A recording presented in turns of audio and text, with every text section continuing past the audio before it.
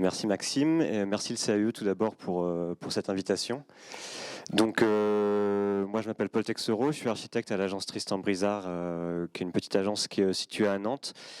Et je vais profiter de cette opportunité pour vous parler de 3 projets assez rapidement. Je ne vais pas rentrer forcément dans tous les détails des projets.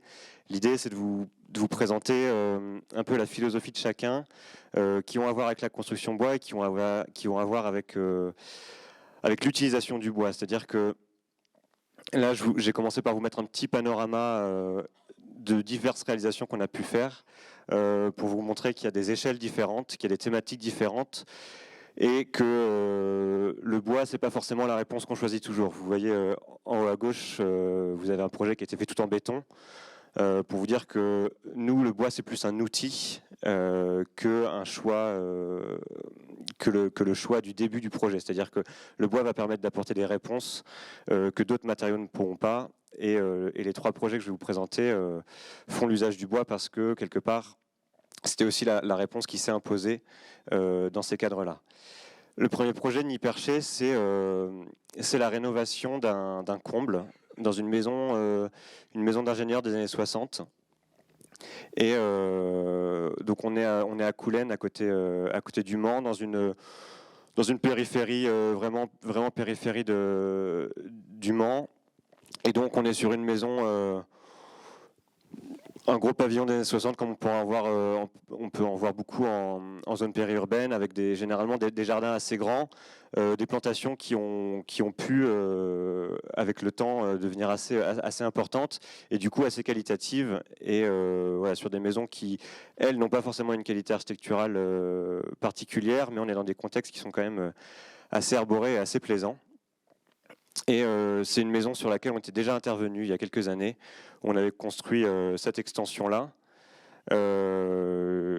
qui d'ailleurs cachait un peu la maison, mais c'était aussi une des volontés des clients également, qui avaient acheté cette maison pour l'espace et pour le contexte, et pas forcément pour son look, on va dire. Et donc là, on avait déjà permis de créer des espaces de vie qui étaient assez généreux et largement ouverts sur le jardin. Et là, notre sujet d'étude, c'était ça. Alors la photo est un peu sombre, je suis désolé, mais pour vous dire que c'est un comble comme on peut en voir dans beaucoup de maisons, qui sont vraiment des espaces résiduels très petits. C'est-à-dire que là, je pense qu'on a à peine les 1,80 m sous la panne fêtière. Donc on les a, mais je veux dire, on doit avoir 3 mètres carrés si on considère la surface totale taxable, entre guillemets. Et donc vous voyez, on vient se nicher vraiment sous le toit de la maison. Je suis désolé, le plan sort un peu clair, mais vous avez l'idée. C'est-à-dire qu'on a le niveau de rez-de-chaussée, le R+1, et puis ce petit comble qui était inutilisé. Et la commande, c'était d'en faire une petite suite, un petit logement qui puisse accueillir des amis, qui puisse avoir une certaine indépendance, et donc qui puisse finalement offrir un espace de vie supplémentaire dans cette maison. Et je vous ai mis un petit plan ici. Donc ça a demandé une petite reconfiguration, notamment pour venir dégager un accès qu'on n'avait pas à l'époque, puisque c'était un comble qui était non accessible. Et puis on a réussi, voilà, à dégager une chambre, quelques rangements, et puis un petit coin d'eau avec un toilette et une douche. Et ce projet, je le présente aujourd'hui sur la thématique du bois, parce que le bois ici a permis d'avoir un matériau qui est relativement léger par rapport à d'autres matériaux de construction, notamment par rapport à la maçonnerie ou l'acier, et donc qui a permis d'intervenir sur une structure déjà existante sans avoir de renfort à faire sur notamment les fondations de la maison, sans quoi le projet n'aurait pas du tout été viable.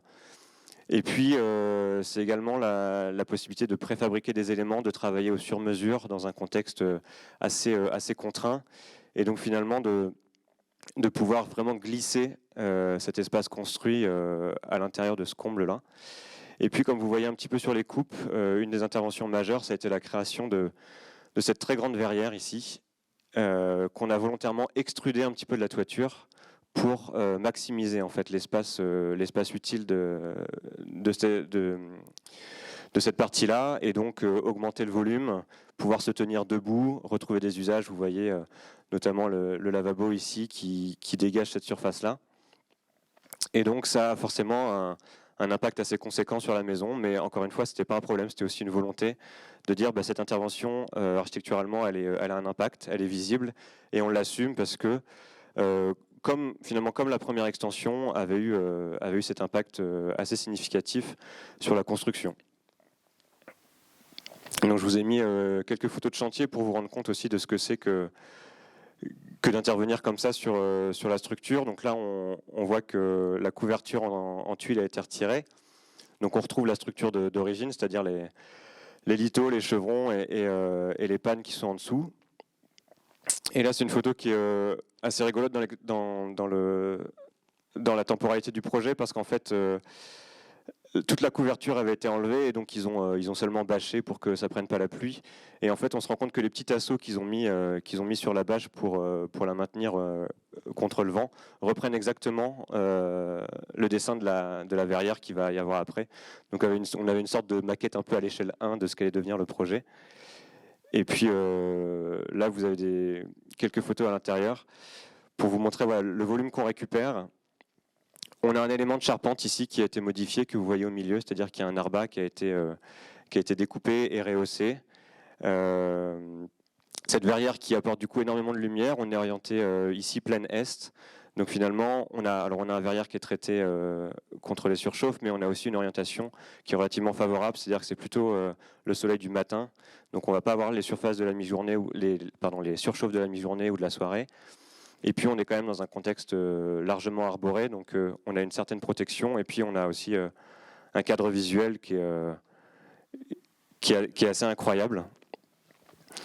Et c'était l'idée de se dire qu'on a créé un espace où l'espace lui-même nous a contraints, mais aussi c'est quelque chose qu'on apporte dans la réflexion, de se dire qu'on est en dehors des standards. C'est-à-dire que une chambre, une salle de bain, une toilette, c'est pas forcément un petit espace blanc carrelé comme on a souvent en tête, ou comme on peut l'avoir un peu par réflexe, et de se dire que là, l'espace contraint nous impose de faire des choix qui ne sont pas forcément les choix habituels, mais qui finalement permettent la création de cet espace un peu multiple et offrent malgré tout des qualités d'usage. Donc le bois est partout, c'est-à-dire que la structure a été faite en bois, le mobilier a été fait en bois également. Voilà, là on a un petit filet de protection sur la trémie d'escalier.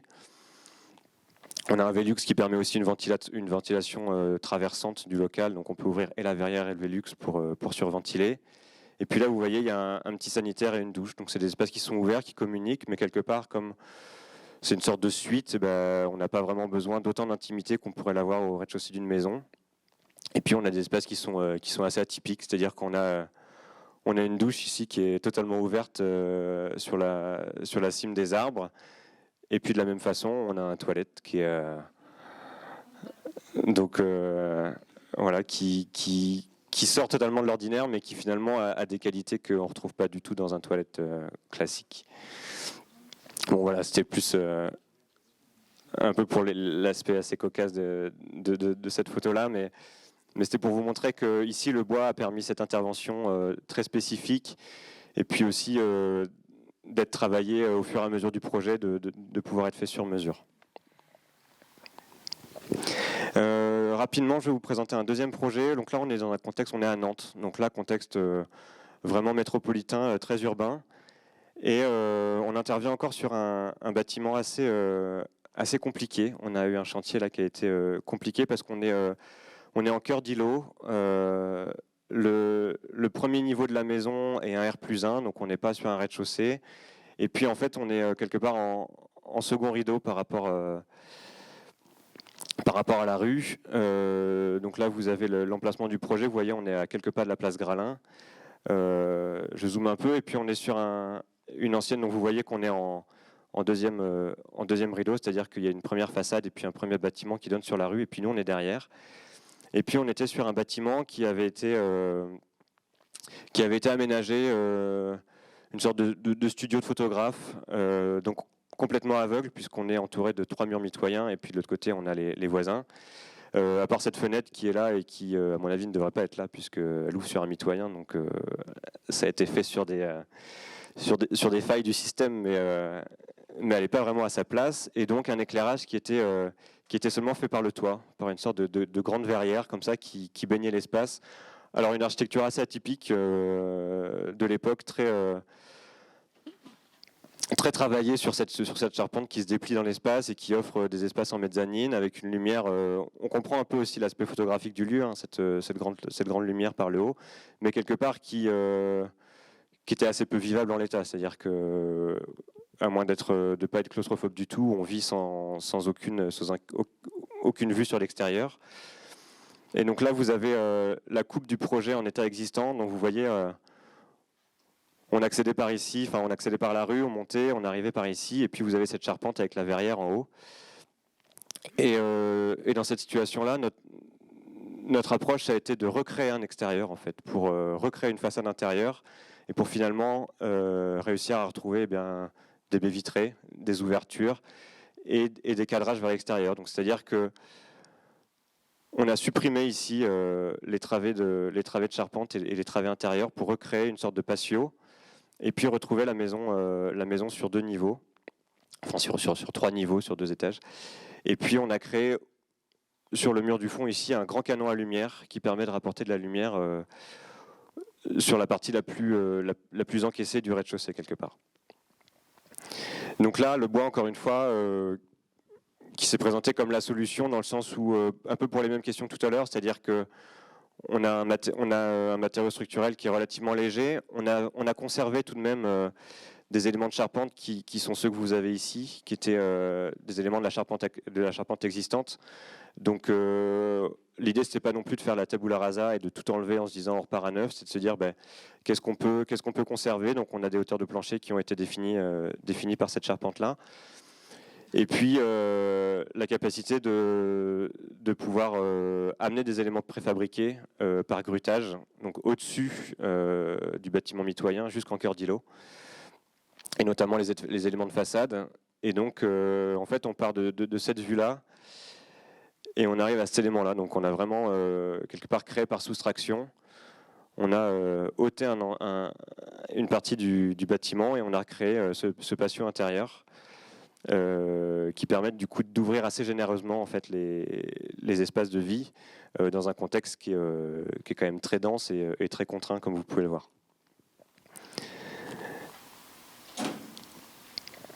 Donc là on zoome un peu. Donc on a choisi quelque part de travailler avec le bois jusqu'au bout, c'est-à-dire que tout le bardage de ce patio on l'a travaillé en bois aussi, mais que celui-ci on a lasuré en blanc.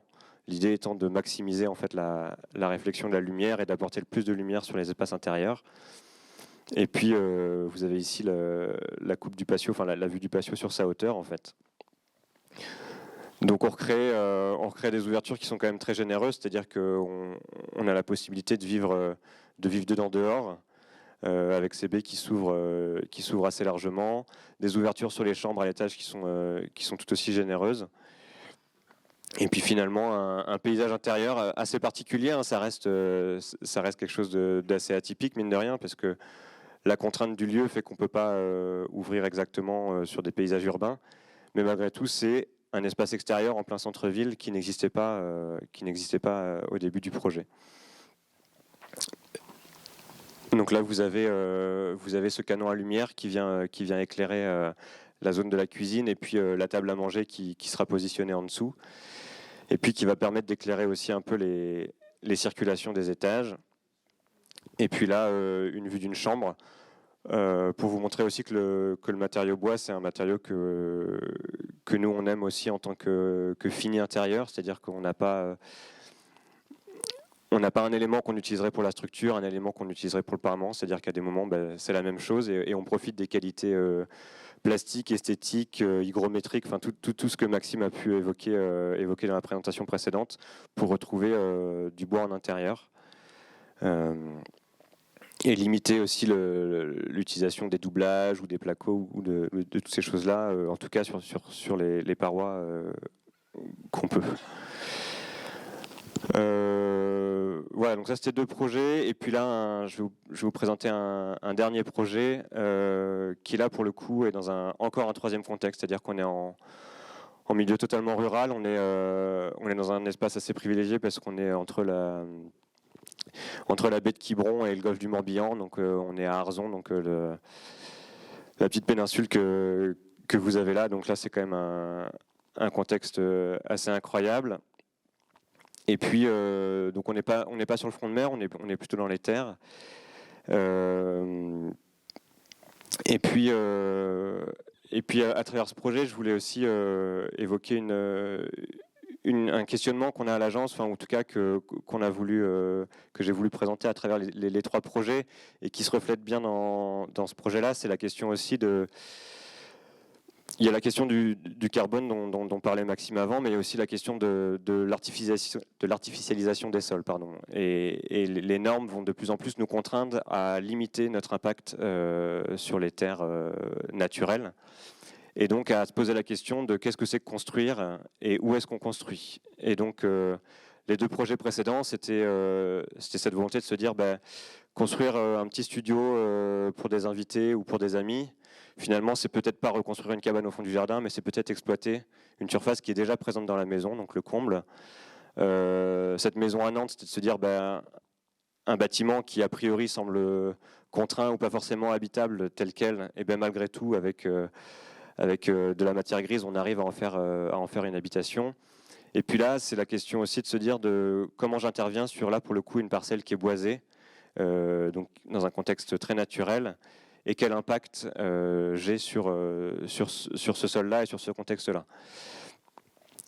Donc sur cette chose-là, je voulais vous montrer, ça fait partie des premières vues satellites, on les trouve sur Internet, hein, donc ça c'est à peu près les années 50, et c'est pour vous montrer aussi la croissance de l'urbanisation en 70 ans. Donc là, on est dans un endroit très touristique, hein, vous vous doutez, là on est placé, mais c'est aussi de se dire de quelle façon, quand nous on intervient, on participe à ça ou pas? Est-ce qu'on arrive à faire les choses différemment? Est-ce qu'on arrive à proposer autre chose que seulement une sorte de mitage et une sorte d'urbanisation qui s'étend? Et donc là, vous avez voilà, la parcelle, donc il y a 70 ans, et puis le découpage qui a été fait aujourd'hui, et puis tout le pavillonnaire qui s'est développé aux alentours. Et donc nous, on intervient sur cette parcelle ici, là où il y a la petite main. Donc on retrouve là en orange, vous avez en fait le cadastre, le plan cadastral, qui témoigne par ces grandes lanières de l'ancien cadastre, c'est-à-dire à l'époque où c'était encore des champs. Et donc on voit que cette lanière, elle a déjà été découpée en 3 parcelles. Donc on a 2 petites parcelles et puis une parcelle en fond, les 3 étant, comme vous le voyez, assez boisées. Et puis on a cette photo qui vient après, qui est la photo dans l'état actuel. C'est-à-dire que les deux premières parcelles ont été construites par des constructeurs ou par des maisons, on va dire, un peu classiques, comme toutes celles qu'on trouve autour. Donc, c'est-à-dire que là, pour le coup, la parcelle a été défrichée totalement. On a tout mis à plat et puis on a posé une maison dessus. Et puis nous, la maison qu'on a faite, je ne suis pas sûr que vous la voyez, elle est sous ma main là. Et en fait, on a essayé de se dire, nous, c'est pas ça qu'on veut. En fait, on est sur une parcelle qui est boisée. Donc avec des qualités certes paysagères mais aussi de vie, c'est-à-dire qu'on le voit en ce moment, hein, une place minérale où vous n'avez pas un arbre, les étés de canicule ça devient compliqué. Donc là on a ce masque solaire qui est là par défaut. Et puis ça c'est des vues infrarouges, alors elles sortent pas bien à la projection, mais c'est des vues infrarouges qui permettent qui sont beaucoup utilisées pour le recensement des forêts, et ça permet de témoigner en fait de la qualité végétale des sols. Et donc, comme les arbres renvoient en fait les infrarouges, et plus c'est rouge, plus on a une qualité de végétation qui est intéressante. Et donc, on voit en fait que la construction de ces 2 maisons, elle a un impact, comme toutes les maisons autour, en fait, qui est assez conséquent. C'est-à-dire que sur cette parcelle, on s'est privé de quasiment la moitié d'une végétation qui avait pourtant une qualité importante, et notamment, vous vous doutez de tout ce que ça implique sur le réchauffement climatique, sur l'artificialisation des sols. Et donc, voilà, j'en viens à la présentation de ce site. Donc, vous voyez, on est dans un sous-bois, on est sous des chênes verts, sous des tilleuls, des arbres qui sont centenaires ou multicentenaires. Et puis la maison, elle est venue se poser là, comme ça, en dessous. Et en fait, elle se glisse vraiment dans les arbres. C'est-à-dire que pour la construire, on a abattu tout de même 2 ou 3 arbres, je crois, sur l'ensemble de la parcelle. Et puis on est venu construire la maison en dessous. Et puis, comme vous le voyez peut-être sur les photos, la maison, elle touche pas tout à fait le sol. C'est-à-dire que, c'est ce que je vous disais un peu en introduction de ce projet-là, la question de l'artificialisation des sols, c'est comment je me pose au sol. Est-ce que j'enlève tout et je construis une dalle béton et du coup, si un jour je dois enlever la maison, et ben, le sol sera marqué de cette cicatrice-là. Et là, on s'est dit, bah, c'est pas ça qu'on veut, et finalement, la maison, elle est posée sur des plots, alors qu'idéalement, on aurait préféré en vis métallique, mais comme on est sur un sol granitique, ben, on n'a pas la capacité à forer. Donc là, on a des petits plots béton, et la maison se pose sur ces plots béton, et au final, on a un impact sur le sol qui est très limité, et ce qui est assez rigolo, c'est qu'on s'en rend compte en fait aujourd'hui, quand on discute avec les usagers de cette maison, c'est qu'on est sur un corridor écologique, donc c'est-à-dire que vous avez des espèces qui traversent les parcelles, elles font un peu fi des barrières et autres. Et donc notamment dans les PLU, vous avez des consignes sur les clôtures. Votre clôture doit dépasser de 15 cm du sol pour que les espèces puissent passer en dessous. Et bien là, quelque part, la maison c'est pareil, c'est-à-dire que vous avez une canne et ses canetons qui vont passer sous la maison. Vous avez les écureuils qui vont passer sur le toit d'une branche à l'autre. Et en fait, qui vont prendre la maison comme une branche de plus finalement, et puis qui vont pouvoir continuer leur chemin sans trop se préoccuper de ce qui est en dessous. On a poussé un peu le vice jusqu'à faire que l'un des arbres traverse la maison, ou plutôt la maison est construite autour des arbres, vous vous doutez, mais... Et puis là, on est sur un projet qui est entièrement construit en bois, c'est-à-dire que ce soit la structure, les revêtements intérieurs, l'isolation, et donc encore quelque chose qu'on a pleinement assumé de l'intérieur, jusqu'à ce que en fait, le dessin de la structure devienne un élément de modénature presque. C'est-à-dire que ces grands X, ils sont là pour contreventer le bâtiment, mais finalement ils deviennent aussi un élément de la qualité quelque part architecturale et plastique du lieu. Donc à l'étage, on est sur des habillages en bois également. Et puis voilà, ce rapport de la maison vraiment intérieur-extérieur, en fait, vraiment en lien avec son contexte. Et puis avec un paysage environnant qu'on a essayé de préserver au maximum, pardon. Et voilà, avec l'idée de se dire, bah, si un jour la maison elle venait à ne plus convenir ou à devoir disparaître, bah, quelque part on pourrait l'enlever et on laisserait quasiment aucune trace sur le sol qui était existant. Vous avez là un peu dans la perspective les deux maisons voisines et puis la maison. Voilà. Donc dites-vous que ces deux parcelles elles étaient aussi boisées que celle-ci à l'origine. Voilà. Après, on a fait les choses de cette façon-là. Après, comme disait Maxime, ça ne nous empêche pas de nous poser la question que cette construction tout en bois, certes, on a préservé les arbres qui sont sur la parcelle, mais on allait couper des arbres dans le Jura pour la construire. Donc quelque part, le meilleur des projets, c'est celui qu'on ne construit pas quelque part. Si on veut faire de l'écologie un peu radicale, voilà. Donc c'est aussi cheminer avec toutes ces pensées-là et se dire, bah, quel impact j'ai quand je construis, mais je suis conscient que j'en ai un et que malgré tout j'en aurai un. Donc j'essaie de le minimiser au plus possible. Mais voilà, encore une fois, ne pas consommer, ce serait presque ne pas construire. Et en tant qu'architecte, ça pose un peu question comme réflexion. Voilà, je vous remercie et puis je passe la parole à François et Simon.